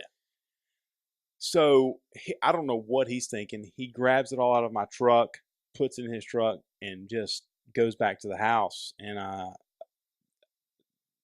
by the time I figure out it's gone, we had done looped back around, traced all our steps. Anyways, I get that call, or I called him, and immediately knew it was him. So I come up with this story of, okay, Phil bought every bit of it because he has a military ID, and you only have to be 18 years old to buy it on a military base. I'm not aware of this story, just to be clear. Yeah. So where we left off was my dad didn't take anything because he was getting pissed. We kept hounding him about it. Evan and I couldn't locate it, so I went back home to my parents' house because I'm a child at the time. We're both children in high school. And Evan had talked to his dad, had this conversation. So I don't know what's happening. He's having this conversation with his dad. Proceed. Yeah. So Phil's unaware. So I come to Phil and was like, hey, look, bro, I need you to do something for me. I said, I figured out where all the alcohol went. He said, where? I said, my dad got it. He said, well, I need you to do something. I said, the only way we're going to get it back is if you go over there and fess up to buying it. Because you're in the military, and I'm telling you right now, my dad respects the military deal. He did. He always liked you. Has always liked you. He's a, Phil, man, that dude's he's squared away. He's in the military. You know, he knows what he's doing in his life. Just to be clear, but that's you claimed no culpability. I did. I was in my truck. Other than that, you were helping me carry it. I was the purchaser of said alcohol. Hey. Possession's 9/10. Or whatever. Yeah. Not with Rick Bradley. No, it's not. So Phil, so essentially, he took me as the elder in the situation. By the end of the phone call, I was innocent in his eyes. Yep. So, or at least you were loosely innocent. Yes. So you were just aiding my. And I don't think I even sprung this on you till we were in the driveway. No, you didn't. No, you didn't. Okay. So I'll go ahead and lead up from here. Yeah, go ahead. So I get a phone call from Evan. Hey, man, I got the alcohol. I need you to come meet me at my house so we can get it. And I think it's the first time I've ever been to your dad's. You were just thinking like we're going to help load it. Yeah. Right? It's the thing. It's the first time I actually been to your dad's house. I'd never been there. And you're like, you give me that. So I show up. And you're like, hey, here's the deal. So I told my dad, you bought all the alcohol and it's your alcohol. And I was just holding it for you. And I was like, the fuck, dude? And like, I know I've met your dad, and like, your dad's a serious guy. He takes being a man serious. He takes getting your shit done serious. Like, I like your dad, but like, your dad's a serious kind of guy, right? Yeah. But like, I knew he doesn't fuck around, and so like now I'm in a situation where I have fucked around and I have infringed in Rick Bradley's. I've kind of. His words were. I've pissed in his Cheerios a little bit. I'm trying to like wrap my head. Yes, he said if Phil was man enough to buy it with his military ID, he needs to be man enough to come get it. Yeah, you told me that. I was like, fuck. Is he gonna fight me? I was so nervous. I was like, what does that mean? One man enter. Yeah, I was One like, man fuck. leave. I gotta come to his house, and he said that to you. I was like, fuck. I had no idea what he was gonna do to me. That I had no idea. intimidated me when he Dude, said it. It was terrifying when you said it to me because I had seen your dad. Like your dad's like he's like a short, stocky guy. Yeah, very. But like I'd seen him like fucking barking at you in football and trying to Yeah. make you better and stuff like that. He's an intense dude. And I was Yeah. like, what in the fuck? I thought he was gonna beat my ass or something to get the alcohol back. I was gonna have to like live through like a beating to get the alcohol. I didn't know what we were gonna have to do to get it back. Yeah. But what we did was worse. Very. It was worse. It was Yeah. so humbling. I felt as small as an ant. And he was like, well, Phil, let's talk about this alcohol. Yeah. Man enough to get all this alcohol. Come on, I got some scripture I want you to read with me. And he brought me into The garage. house. Yeah. Yeah. We Wait. sat on the steps in our garage. Yeah. And he read me scripture and Pulled out the Bible. pulled out the Bible, Yeah. an actual Bible, and read to me, which 100% get where he's like. That's actually in my head. I thought it was gonna be a ridiculous situation where like I thought I was gonna have to fight a grown man, and like if I survived, he would like let me take the alcohol back bloody. Man. But instead, he like fucked with me as a person. Yeah. And was like, oh, let's talk about why you're messing up your life. And honestly, I don't think I could have handled it any better. Like that was really the move. Yeah. He wasn't overbearing about it, and he could have been. He had every right to be. He could have smashed all that alcohol in front of me and Oh, dude. said, eat it. I asked him about that later on. He said, I can't tell you like leading up. I to when bet y'all he got to had. the I bet house. he had all kinds of like thoughts. Yeah, different scenarios, all that kind of stuff. But he said, I guess from past experience, and he never told me this, and maybe it was his own experiences and throughout high school, or whatever, with his own dad. His when he was born, his dad was 50 years old. Really? Yeah, I yeah. His dad married a woman that was 20 years younger than him. His dad married my grandmother, which was 20 years younger. Wow. Than I didn't him. know that. Yeah. So it was a weird dynamic. And my dad's dad died when he was 24. Yeah. Now we'll get into that later, but regardless, so there's a lot of things that he missed out on. Yeah, he had an old dad. Yeah, he had old dad. Yeah, absolutely. And now we'll talk about that. Now that's something I do want to talk about. But regardless, he told me later on, he's like, hey, I can't tell you how many times we were sitting there before you got there, I thought about just dumping all that alcohol out, whatever. He said, but I wanted to hear your side of it. He said, I want to hear Phil's side of it too. And just, I'll say this, the logic and just from a fairness standpoint. Dude, that was he was more than fair there. My dad, whatever it was, whatever situation it was, he always told me, he's like, look, as long as you don't lie to me, no, we didn't or lie. cheat me, Yeah. or do whatever, I will always be on your team. Yeah. I will always be fair to you. He said, I will do the right thing. And that's always been the case with him, man. So I asked him about that later on. He's like, I can't tell him as soon as it went to my head, we's just getting the bat out there and just crushing it I didn't even off. think about it. I was like, I think about it now. I'm like, He's like, man, I he'd thought have been about 100% okay to like make me sit there and like fuck with me and be like, this alcohol right here, and just pour it out. Yeah. But he said, man, I went through the longevity of it and thinking like, what would impact you most as a man? And not just be. And he always used the term man. Rejecting. I didn't reject what he did. No, I appreciate it. Like we still talk about it, we laugh about it now, but like it still resonates with me now. And now we're talking about. I've really kind of think about it. It's not a. I think if he had went about it in a real aggressive way and like just smashed it and told me to like eat shit, made the decision for us because like we weren't old enough to. Or here's what his words were. He said, I could have made the decision for you and just destroyed it all.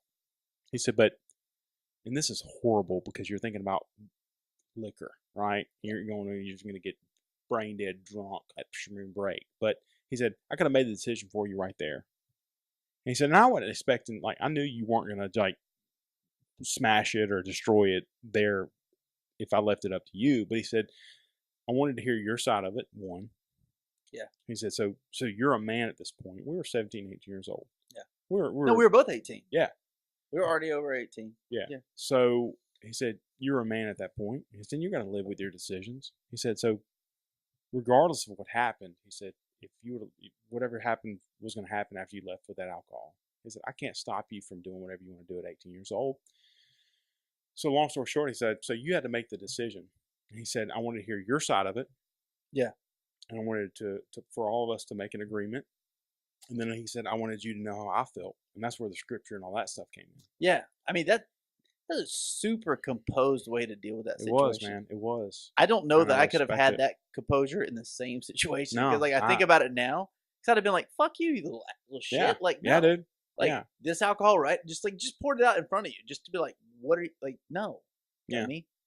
So in a lot of the situations, I think was, and where my parents differed from a lot of the parents that I saw, where it drove the kids away, or it drove them in a different direction, and they had those blinders on where, screw this, I'm going to do what I want to do, destroy the alcohol, whatever. Yeah, you destroy the alcohol, but they're still going to go to spring break, or whenever they get out from under your thumb, they're going to go do what they want to Yeah, do. the shit's still going to happen. Like, But man, I tell you, living with that and thinking about that time after time, I don't know, I can't really articulate well enough how that made sense. But to me at the time, and even now as a man, I'm thinking like, he handled that the best way I know anybody can handle that. Regardless, that's like, the story. It was, yeah. So that is the story. So I mean, we'll leave the rest of it up to whatever. Yeah, but I'm you- just saying, it was, yeah. So back to just to give you a scope of who his, Rick Bradley was. That was the kind of guy Yeah. we were dealing with, who was giving him guidance in the situation. As we were loading it back in our truck, we felt about 2 inches tall. Oh my God, that was the longest And that couple of minutes of my life. probably sat with me the whole spring break to think, I don't need to do anything dumb and mess up and Especially to prove my dad wrong right or right. Yeah, I guess right. wrong to give us the Yeah. ability to make a decision, and right, and that we'd make a dumb one.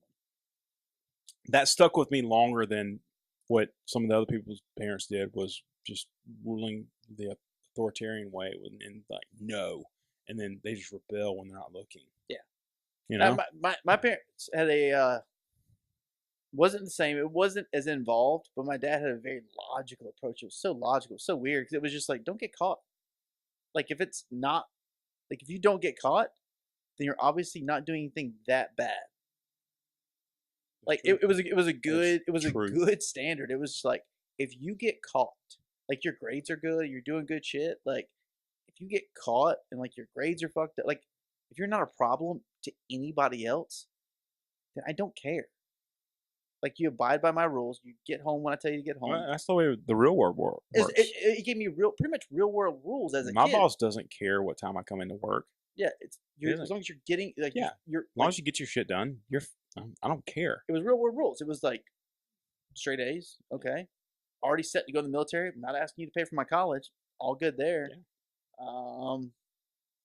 Yeah. It was just It's basically managing 5% of the 5% managers, right? Yeah. They manage the numbers you produce and the problems that you have. yeah. Oh, 100%. Yeah. Probably about 5% of my job. Well, that's why when the one time I may or may not have got arrested, I was already 18, right? And so they were like, but they knew it was high school spring Hey. break, and the cops were like, call your parents. And I was like, fuck you, I'm not calling my parents. I was like, I'm 18. You can't Yeah. make me call my parents. I'm an adult. I will stay here as long as you make me. I'm not calling Big Carl or Big Deb. I ain't calling. Ain't happening, dog. Nope. They didn't know about that thing until years later. They had no idea, because I was like, I told the cops, like, I'm here. Not calling parents. We ain't doing that. Not today. Right here. I got 4 days left on spring break. Yeah. I was like, I got a few days, player. You're like, I'm here as long as you want us to be here. Let's do it, But yeah, so I was Again, that was before the days of cell phones and constant communication with parents. Oh, Like, absolutely. Because I could that go was 2 back when days you had without to- calling my you had parents. to rely on somebody just like, I'll meet you there. Yeah, absolutely. Like, it wasn't like I could like People don't know that. cancel in between. There was no canceling in between, because there weren't like Yeah, if we made plans, we had to stick to those plans, Well, because you didn't have an option. You're right, but to put that in perspective is, even nowadays though, you can't cancel in between, or you can cancel in between now. Or just times and do just shit. times. You're right. But the fact is, the communication barriers back then was you couldn't cancel in between, but you also couldn't make plans in between. Yeah. And you couldn't have other people making plans in between. So there was essentially less plans, I guess you would want to say. Yeah, 100%. So less plans, less involvement from other, whatever. But nowadays you got, all right, well, so-and-so called me and I need to go here now. I need to call them, let them know. Well, no, now. And you got about a spider web of plans or engagements. It's just, life's got more complicated. It's busier, easier, and more complicated at the same time. Absolutely. Oh, I was going to say easier, but complicated. So I'm going to lead that with, so that was Rick Bradley. Yep. So let's talk about Ricky. Okay. Carlson. So my mom and my dad were divorced divorced during my life at a young age. Yeah. I was 4 years old, and then my mom remarried a guy named Ricky, which my dad's name is Rick to Ricky. So she's got a type. I can never. She's got a type. Yeah, and completely opposite looking. Opposite human beings, but she likes a certain name. Yeah, she likes a name. So very comical. But I can remember people in the story, in the store after she got divorced and had been remarried. She's like, "Yeah, I married Ricky," and I'm like, "Oh, y'all got back together?" Oh shit! She's like. Oh, I bet that was confusing. People are like, I bet that was confusing. Very confusing. Especially like small town, everybody. Anyways, long story short, or back to topic here. So Ricky. Yeah. So my introduction to like hanging out with Evan and Ricky, I'll lead this with another story just to talk about like kind of the character who his stepdad was, who helped guide him through all this stuff. Great dude. Like I said, like I know his dad and his stepdad, and they're both, I think Evan's very lucky to have two positive father figures in his life. Just tremendous men, both of them. Different the way they approach things. Like his dad, Rick, is straightforward, not necessarily smiling at you, but like, he's got your best interest. Yeah, he's not scared to be a little bit abrasive. Yes. He gets more in the business quicker. Correct. Ricky, on the other hand, he observes a lot and will give you guidance when needed. Yeah. And it's really good guidance, and he's a really good listener. He's a good communicator. Very good communicator. And so is my dad. I can't take that away from him, but your dad, like you said, your dad is more of a abrasive, direct. Like your dad's a direct guy. He's not trying to package up and sell it to you. No, he gets ahead of it. Yeah. He's ahead of this one step ahead of you, kind of like, hey man, here's no. I know what you're thinking. Don't think that here. Ricky's more. He'll listen to you. Yeah. Think on what you've said. Think about what he's going to say. Give it to you, and it's really good. Yeah. No, dude. Like so, first time I stayed over when we were kids. Me and Daniel did, right? Yeah. First time you stayed at my house. So like, so they had this like compound, this like hillbilly compound. Oh, come on! Not hillbilly. I'm just joking, but it was like they have a hillbilly. No, you got a farm. Like you had a farm, big farm. Yeah, big farm. You had a cattle. So you had cattle. Yeah. You had barns. Yeah. You had tractors, and backhoes, 100-mile fence rows. Yeah. I mean, it was a fence lot. rows. You had a giant bass pond. You had a catfish pond. Like you had a compound, right? Pastures, everything. We were super jacked. Me and Daniel were super jacked to come out there and visit. We fished and did cool stuff. And then like I remember the next day, I'll never forget for the rest of my life, waking up and like early, we were woken up by your stepdad, Ricky. He was like, "All right, boy," biggest grin on his face, like it's like Christmas morning. Yeah. Like I've never seen somebody happier to talk about yard work. And he's like, "All right, boys, it is your lucky day." And I was like, it was like 7 a.m. on Saturday morning, And he's like, "All right, boys, I know you." Like pretty much, like it was almost like a sales pitch, but like it wasn't an optional sales pitch. No, it was like, "All right, so go ahead and get your clothes on. We're gonna go down the yard here, and eat a little something before you leave. We got some breakfast for you. We got some breakfast for you. We got some food you're gonna eat. It's gonna be delicious, and then you're gonna get done with that. You got that good energy." You got to come out, and we are going to do what people come. And he said this. He goes, people come from miles around to hang barbed wire. That's right. He said it. He said those lines. He said those words to us, and I just remember like I had never been on. I was like, right. what are we? What? And like and like we're still like foggy, and so we get up, and we're just teenage boys, so we're just like just meandering to the kitchen. This was your mom's 12, the 13 sweetest years lady, old. and so she's like, feeding us, and we eat 1,000,000 pounds of food, so we're eating it all up. And Ricky's like, "All right, boys," and he's just still grinning. And like, hop in the back of the truck. Let's go. Yeah, rides us down to the end of the drive, and he's like, "All right, I'm gonna hang this barbed wire. I'm telling you, people come from miles around." Mm-hmm. And you and Daniel were saying, he's like, I remember he was showing us how to do it, and my stupid ass, I'm like, because I don't know how to like pull back from trying to figure something out. Yeah.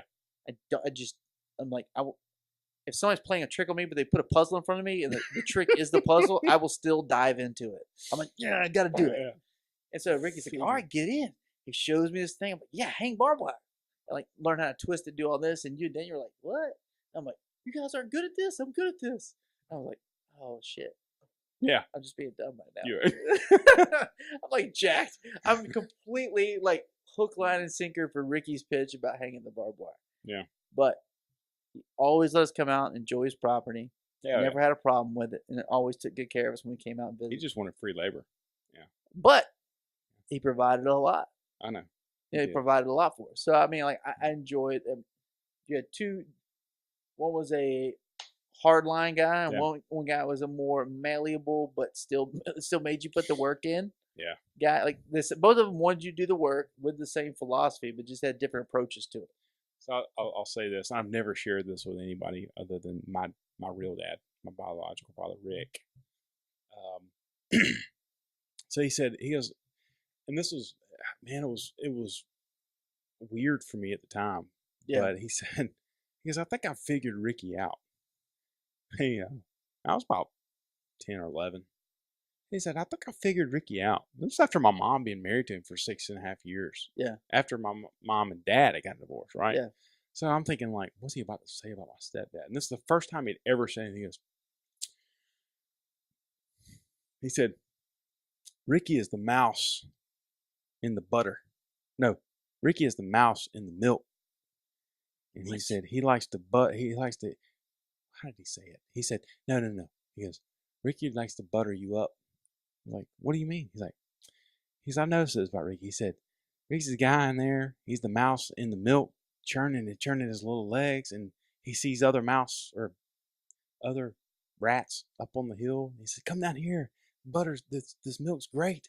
He said he can get them in there, and they'll start churning with him. He said, before you know it, it'll all be butter. He said, so he's essentially buttered you up. Yeah. Dude, I've never forgotten that. But it is true.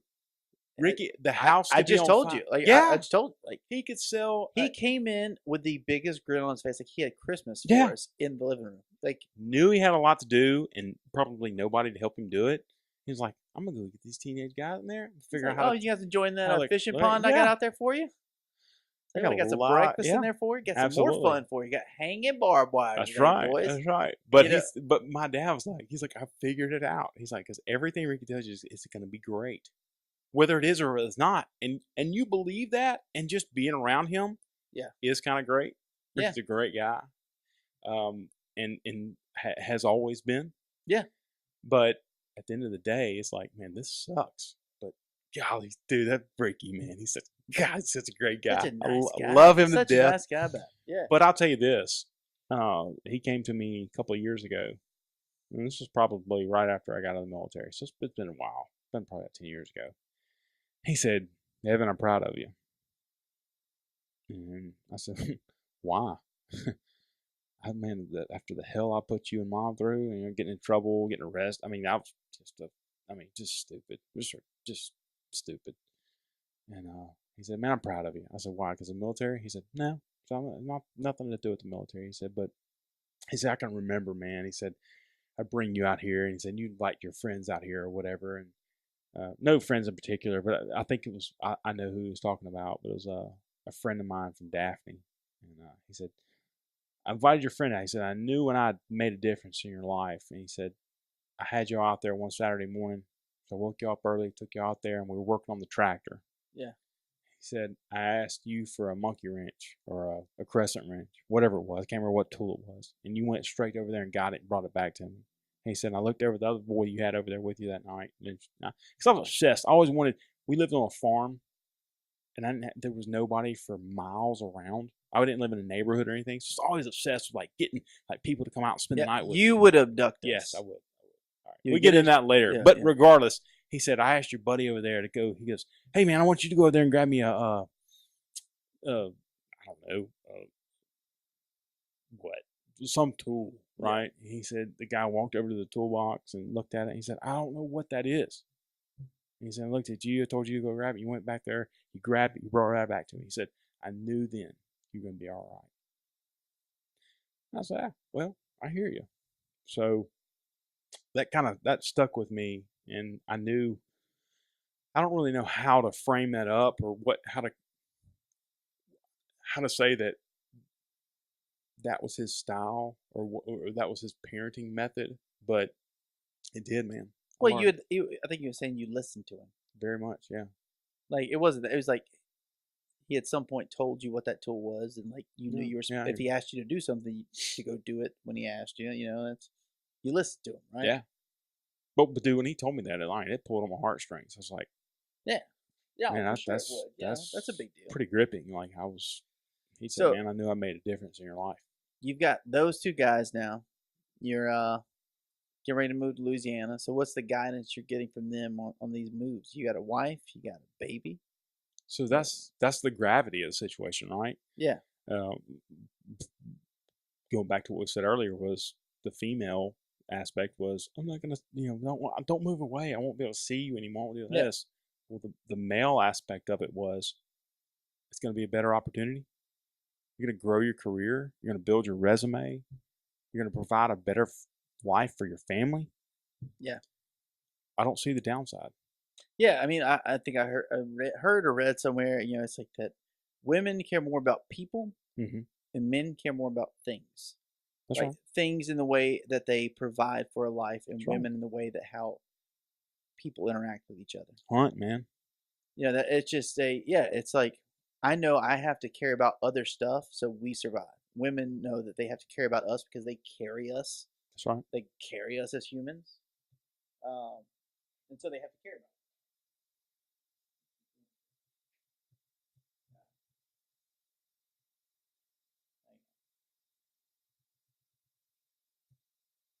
Yeah, we're still good. Still recording. All right, so they tell you it's a great opportunity. Your mom isn't saying it's not a great opportunity. She's just saying she's going to miss you. Yeah, but also calling out the points of why it's not. What the risks? The risk, yeah. Yeah. She don't want us to grow up without family, and I do. I place a lot of weight on being around family, and I place a lot of weight on my kids knowing who their grandparents are, and the fact that I grew up in the same town with my grandparents and how good of a relationship I have with my extended family. But at the same time, man, life wasn't the same back then. Yeah. And I can honestly say that because, man, No, it was 100% different times. Bro, Absolutely. The internet wasn't even a thing. Yeah. Fuck out of here. Like, life is completely different. I can FaceTime. Like, so Yeah. I don't get to see my parents live in, both of our parents live away from us. They don't get to see their grandkids, but I can throw their grandkids up on FaceTime. Yeah. And they can interact with them, laugh, smile. Great. It's not the same thing as hugging them in person, but it's a lot different than just like a random phone call at the house. Like, the ability to communicate and have relationships with people at a distance, so different now. it is. It's so different. Like, even like in the military, like our friends are in the military, like Joey or Aaron. Like, Joey will text me from overseas, like In Syria or wherever. or wherever. Yeah. And Sorry. Iraq or wherever, and like I don't know, wherever he's at, he could text me. Like, we could text jokes, and I'm like, and just talk shit to each other, and I'm like, this is bananas. Mm-hmm. Like when I deployed in, the beginning of 04, end of Dude, it was 03. prepaid calling cards. Yeah, but like not overseas though, not for us. It was for me. Nah. Well, you went in after me. You didn't even go overseas until years after I did. It's true. Yeah. But like when Almost I 3 was years there, after you. and even after that, like I was in a SOCOM unit, and so all of our shit was classified. So we leave under the cover of darkness. We return under the cover of darkness. There's no parades for us. Like nobody knows we're supposed to know we're deployed. Nobody's supposed to know where we go. Can't tell your parents. Can't tell your family. And the only phones you have are big old school sat phones with big like dildo antennas. And there's one per like platoon, and so you guys share it. Yeah. Like on different days. So like and they're like it's a one-way conversation. And so you call your mother. So where are you? And like you have your codes for like if I'm here, it means I'm on vacation here. If I'm here, it means I'm on vacation there. And you say I'm on vacation here. So how are things back home? It's a one-way conversation. But like now, like like I said, I'm getting text from Joey. Yeah, just talking shit to me and sending me funny memes and stuff. I'm just like, what the fuck? It's so bizarre. Because I think about how different it is now with like modern technology versus what it was. It's fucking crazy. But so your mom didn't want you to go. Both father figures in your life are telling you, hey man, career's good with that. Like it's going to help you provide for your family better. Essentially, just it's a better opportunity for you and your family. Absolutely. Well, the fact, okay, so from a mother or a maternal standpoint, she was thinking, okay, you are my family. Right. Well, when I talked to the men in my life I got counsel from, they were saying, hey, you're with your family. Yeah. Like you got your tribe. You have your family. Yeah. You do what you have to do. Right. Don't, we'll be fine. Yeah. You do what you got to do. We're going to see you. We'll travel to come see you. We'll make the effort. You'll make the effort. We'll know all that'll work out. And I think just the maternal aspect or it's such a good. It is. That's good advice, man. I think so many people are so scared to leave the nest, and how many opportunities people pass up or leave. I did that joining the military and doing all that by myself, going around working at nuke plants and stuff by myself. But when I was married and I had kids and a family and I was responsible for other people, I drew closer to my family, like my mother and father, like getting advice. And if I knew something, like if I knew one of them was sick, we could run over to my mom's house real quick. So there was definitely a safety blanket there, or whatever you call it. Yeah, a safety network. It was. When you have people, a support network close to you, especially people you could trust with your life who were in charge of your life, that safety network, it's a big deal. It was a very big deal. It's a big deal. But to hear that from them was like, hey, we'll make the effort. You make the effort. Yeah. But do it. Extend yourself a little bit. It's not. That's what you're supposed to do.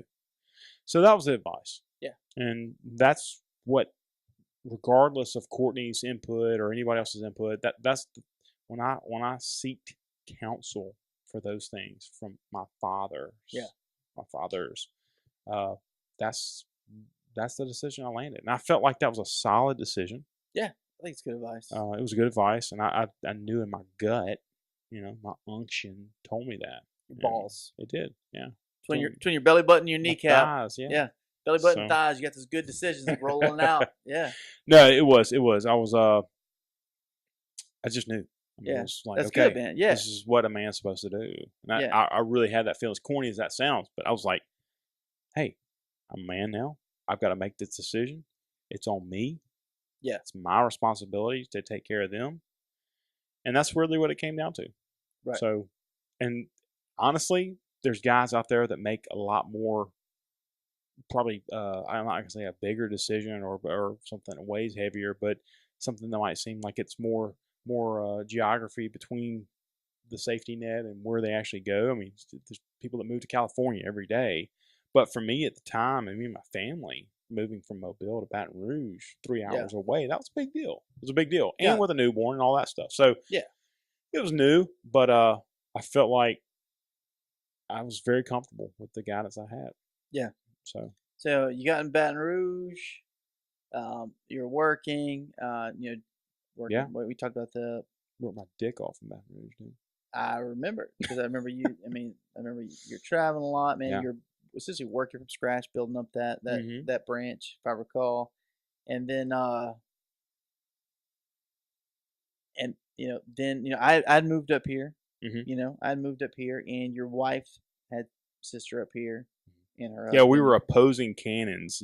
I moved to Louisiana, and you moved out. Yeah, literally, like we passed each Yeah. other on the move. But yeah, so you got a job opportunity up here. So how'd that, you know?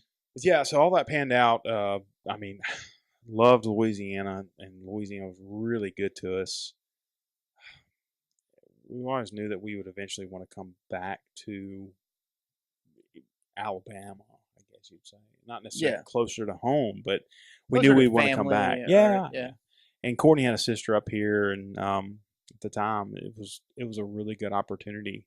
And this company came to me, and I could see the writing on the wall in Louisiana. Yeah. The company I was with didn't want to put the resources and just kind of the effort into building something down there. Yeah. And still hasn't. So I knew at the end of the day, it was really just going to be the same opportunity that it started with over there, and Right. the job that. And I've been with this company now for almost 8 years. Yeah. Actually, almost 9 years. And I told myself, I was like, if I'm going to do it, I want to do it now. I'm young enough to make the transition. Yeah. And I said, if I wait 5 years, I'll be 40 years old, and I probably won't be in the same spot financially, or I might be better off financially and might be more settled here, so I won't be as apt to make a move, but also probably won't be another company as good as the company I'm with now making me the offer either. So it won't be as good of an opportunity. Right. So that was ultimately why I made it. And I got the same guidance from my father and everybody else at that time as well. So you made the move. Made the move. Yeah. 2 minutes down the road from you, matter of fact.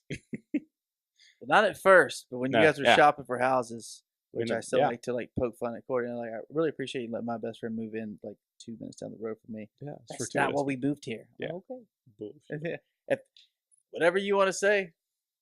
I mean, I totally tried to sell her so hard why it's strategically located. Yeah. It's right near the major interstates. That girl. But dude, in fairness though, I wasn't lying about those aspects. You weren't. Yeah, it was actually a really good move. Like, you can get to anywhere you need to go really fast. Yeah. Right? It's a really good move. Really good area. You can tighten that actual screw on that part to make that not wiggle as much. To where this just wiggles. All right, so Evan, I think that's you good? I think we covered everything. I think we covered everything from high school to military to professional life and marriage. Yeah, man. The dad aspect. So let me ask you this. We talked about your marriage and your father figures coming in. Let's just touch on, since you became a father, how did that change your perspective? I mean, being married is one thing, becoming a father is a whole other bag of tricks. It is. I mean, how'd it go? Oh man, it's been so. I've wanted to tell this story for a long time, but I never will forget this. We're in the delivery room at Spring Hill Hospital. Yeah. With my firstborn. Yeah. Sage, and both my dad and my stepdad were there. Yeah. And it's been a long road to hoe with those two, man. Like being the stepdad and the real dad, and dealing with the ex-wife and the new wife and her stepchildren. That whole thing has just been, it's been an up and down thing. Families are complicated enough. They are. Like if you have a single parent house, like you just have like your standard family setup. Yeah. Okay, that's complicated, right? You could run into a lot of problems with it. Now, split them in half and try to make them all agree. That's right. So up until this point, and so since I was probably 14 or 15 years old, they never really had to deal with each other. Right. So now I've got a kid and a family and all that, and I'm grown, I'm back in Mobile. Right. They got to deal with each other. Yeah. So they're at the hospital all together, and they. So I got my dad, my stepdad, my stepmom, and my mom, and Sage was just born, and Ricky pulls me to the side, my stepdad. And he's like, man, he said, this is just such a special moment. He's like, I never will forget thinking to myself that this being here, and I was like on my toes here on the edge of my seat, thinking what he was going to say to me, Yeah. Really special moment. He's like, just thinking that this being here was once the sperm in me. Dude, I just started laughing. Oh my God. I'd have died. Oh, it was hilarious. But man, he was as genuine and as serious as possible. He's like, Poor choice of words. Yeah, well, poor choice of words. But I know it. It was. I know what yes, I know what yes. he's. I know what he's conveying. And I was like, and man, I could hardly like, help but laugh. But I you was could like, have ended up on a floor or a towel or somebody's chest, but here you are. not the way his brain thinks at all. He is Yeah. there's just never that's not. I like, know. There's no perversion or anything like that. That's not in his mind. perversion. No, that's real life situation. but in my mind, there's a lot of perversion. Right? Yeah, So- yeah. It's like you could have been on a towel, but I loved you enough to make you laugh.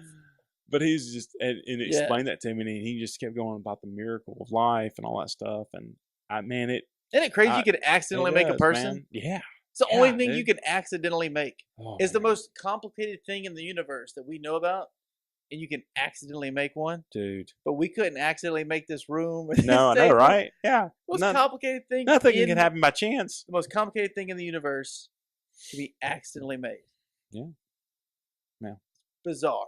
Regardless, It's he, bizarre. He said that, and I was just, man, I never forget those. And that was probably the thing that stood out to me. But I've had a lot of guidance and everything on, Yeah. from a father aspect from them, and I think that's ultimately where I'm at now is because of them. Yeah, for sure. So, and one reason we're doing this podcast is because of them, right? That's, Yeah, it's as a we tribute. both had good guidance. Absolutely. Whether expressed or implied in action, right? Yeah. I think a lot of it is implied. Like my dad was not super vocal or like emotional with me. Yeah.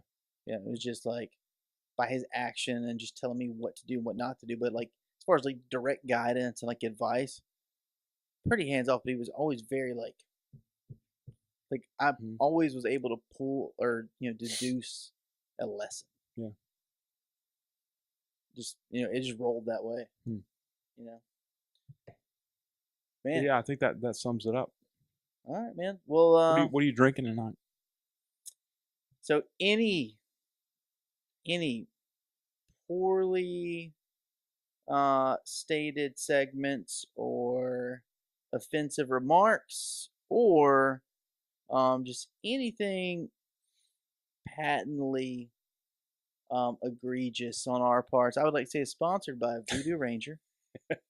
That is a New Belgium India Pale Ale, aka Juicy Haze. It's a delicious beer. Big fan of it. I also like their Ranger IPA. This is a subsequent version of that. It's a higher gravity, I believe.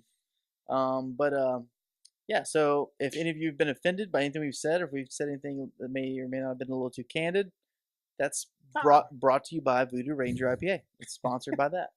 100% And sponsored NASA. by that. And NASA, a co-sponsor. Do you want to roll in the second one, or you want to say that for another night? How you want to do it? Yeah, pretty wiped, and it is Time is it? approaching the witching hour. No. Okay. To where we will.